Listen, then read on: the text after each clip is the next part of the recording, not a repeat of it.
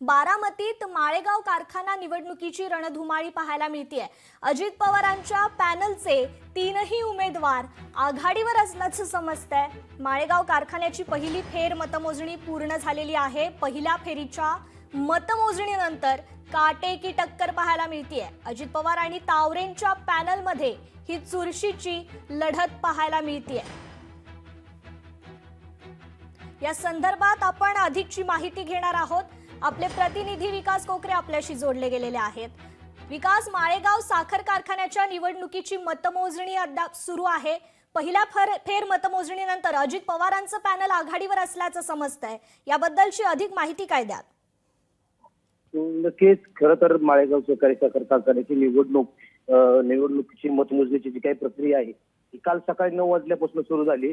यामध्ये आतापर्यंत फक्त केवळ एका गटाची मतमोजणी त्या ठिकाणी पार पडली आहे आणि यामध्ये आलेला कल असा आहे की उपमुख्यमंत्री अजित पवार यांच्या नीलकंठेश्वर पॅनलचे जवळपास 16 उमेदवार हे आघाडीवरती आहेत आणि सहकार बचाव पॅनल म्हणजे चंद्रराव तावरे असतील किंवा रंजन तावरे असतील यांच्या सहकार बचाव शेतकरी पॅनलचे साधारणतः 4 उमेदवार त्या ठिकाणी आघाडीवर आहेत। एकंदरीत या सगळ्या प्रक्रियेमध्ये मात्र मतमोजणी रात्री 3 तास तब्बल त्या ठिकाणी बंद ठेवण्यात आली होती। काहीतरी तांत्रिकदृष्ट्या अडचण आली होती, यामुळे या सगळ्या गोष्टीवर आक्षेप घेत सहकार बचाव पॅनलचे प्रमुख रंजन तावरे यांनी प्रशासनाकडे तशा स्वरूपाची तक्रार केली होती आणि या कारणामुळे 3 तास जवळपास जी काही मतमोजणी होती ती मतमोजणी त्या ठिकाणी थांबली होती आणि 3 तासानंतर हा काही जो तांत्रिक प्रॉब्लेम आहे तो सुटल्यानंतर ही मतमोजणी पूर्ववत करण्यात आली। मात्र आता ही जी काही मतमोजणी आहे 24 तासात या मतमोजणीची प्रक्रिया त्या ठिकाणी पार पडायला होती। मात्र 24 तास उलटूनही अद्याप एका गटाची मतमोजणी झालेली आहे आणि अजून 6 गट जवळपास बाकी आहेत। 5 गटाची मोजणी त्या ठिकाणी करणं बाकी आहे। यामध्ये दुसऱ्या गटाची मोजणी त्या ठिकाणी सुरू आहे। मात्र जो पहिली मोजणी झाली आहे पहिल्या गटाची, या पहिल्या फेरीअंतर्गत जो निकालाचा कल हाती येतोय यामध्ये उपमुख्यमंत्री अजित पवार यांच्या विचाराचं नीलकंठेश्वरचे पॅनल आहे। या पॅनलचे जवळपास 16 उमेदवार हे आघाडीवर असल्याचं चित्र त्या ठिकाणी पाहायला मिळतंय। मात्र विजय अद्याप कुणालाही घोषित करण्यात आलेला नाही। याचं कारण असं आहे की जवळपास 8,000 मतांचं काउंटिंग अद्याप देखील बाकी आहे। यामुळे विजयी नेमका कोण होईल हे अद्याप आता तरी सांगता येणार नाही, कारण जे उमेदवार पिछाडीवरती आहेत यांच्यामध्ये विशेष 250 ते 150 मतांचा जास्तीत जास्त फरक आहे।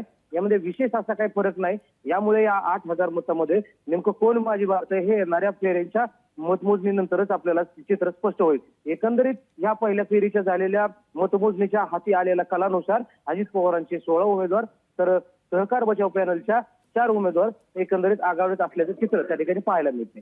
निश्चितच खरं तर खूप प्रतिष्ठेची अशी ही निवडणूक आहे। अजित पवार यांच्या पॅनलची ही प्रतिष्ठा खरं तर पणाला लागल्याचं पाहायला मिळतंय। नक्कीच खरं तर ही माळेगाव सहकारी साखर कारखाना असो अथवा कुठलाही साखर कारखाना असो, कारण पश्चिम महाराष्ट्रामध्ये सहकार क्षेत्राला अनन्यसाधारण महत्व ह्या सहकारी साखर कारखान्यामुळे प्राप्त झालेलं आहे आणि प्रामुख्याने सहकार क्षेत्र म्हटलं की पवार हे नाव अग्रगण्य येतं।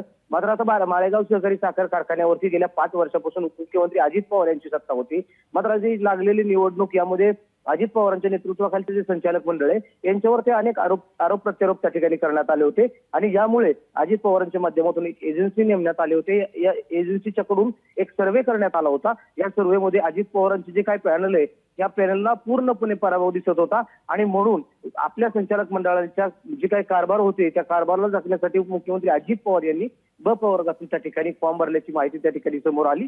मात्र असं असताना अजित पवारांना वाटतं की ही निवडणूक बिनविरोध होईल, मात्र ही निवडणूक बिनविरोध न होता सहकार बचाव पॅनलचे रंजन तावरे असतील किंवा चंद्रराव तावरे असतील यांनी ही निवडणूक अतिशय प्रतिष्ठेची केली होती। उपमुख्यमंत्री असणाऱ्या अजित पवारांना तब्बल बारामतीमध्ये 8 दिवस त्या ठिकाणी टोल ठोकावून राहावं लागलं आणि यामध्ये प्रामुख्याने अजित पवारांना जवळपास 17 ते 18 जाहीर सभा मोठ्या घ्याव्या लागल्या आणि जवळपास 35 ते 40 त्या ठिकाणी घोंगडी बैठका घ्याव्या लागल्या। एकंदरीत ही सगळी जी काही निवडणूक आहे अजित पवारांनी आपलं चेअरमन पदासाठी नाव घोषित केल्यानंतर ही निवडणूक अजित पवारांसाठी खरी प्रतिष्ठेची होती, कारण याच निवडणुकीनंतर अजित पवारांचं जे काही राजकारण आहे या राजकारणाची खरी दिशा त्या ठिकाणी ठरणार होती।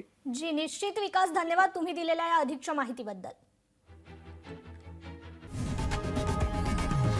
लोकशाही मराठी ऐका, पहा, जागरूक रहा।